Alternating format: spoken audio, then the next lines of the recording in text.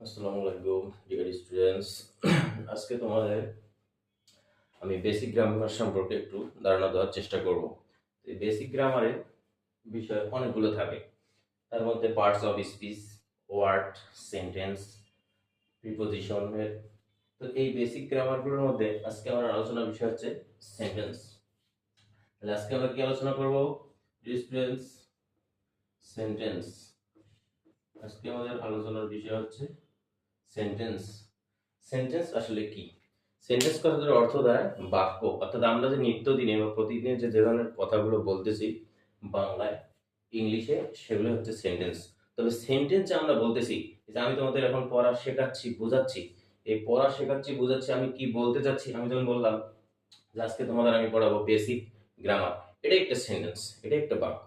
কেন বাক্য? কারণ আমি যেটা বলতে চাচ্ছি সেটা তোমরা বুঝতেছো, অর্থাৎ এটার একটা মানে আছে, মিনিং আছে।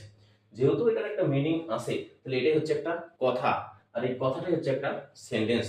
আর এই সেন্টেন্সটা কিভাবে তৈরি হচ্ছে আমরা যদি দেখি, যে play I play cricket, I play cricket, আমি ক্রিকেট খেলি। তাহলে এই যে আই প্লে ক্রিকেট, প্রত্যেকটা একটা কি শব্দ বা ওয়ার্ড। এই প্রত্যেকটা ওয়ার্ড একটার পর একটা বসছে এবং এটা একটা কি মিনিং দাঁড়াচ্ছে, অর্থ দাঁড়াচ্ছে, যে সে আসলে আমি আসলে ক্রিকেট খেলি। যদি বলি আমরা ঠিক অনুরূপ ভাবে যে Rahman Rahman place Rahman place cricket, তাহলে রহমান ক্রিকেট খেলে। তাহলে আমরা বুঝতেছি যে এখানে আমি ক্রিকেট খেলি, এখানে রহমান ক্রিকেট খেলে। যেহেতু রহমান ক্রিকেট খেলে এবং এটা দ্বারা বোঝা যাচ্ছে যে লোকটা ক্রিকেট খেলতেছে, সে কারণে এটা হচ্ছে একটা সেন্টেন্স। সেন্টেন্স মাত্র দুইটা বৈশিষ্ট্য থাকবে, সেন্টেন্সের দুটা কন্ডিশন থাকবে, তাহলেই বলতে পারবো সেন্টেন্স। একটা হচ্ছে কি, একটা হচ্ছে কয়েকটা ওয়ার্ড থাকবে। এই যে ওয়ার্ড, ওয়ার্ড দিয়ে সেন্টেন্স গঠিত হবে। আই একটা ওয়ার্ড, প্লে একটা ওয়ার্ড, ক্রিকেট একটা ওয়ার্ড। এই ওয়ার্ড গুলো দিয়ে সেন্টেন্স তৈরি হবে। সেন্টেন্স মাত্র কি পাশাপাশি বসবে, আর একটা হচ্ছে অর্থ থাকবে, এটার একটা মিনিং থাকবে, এটা দ্বারা একটা কোনো একটা জিনিস বোঝা যাবে।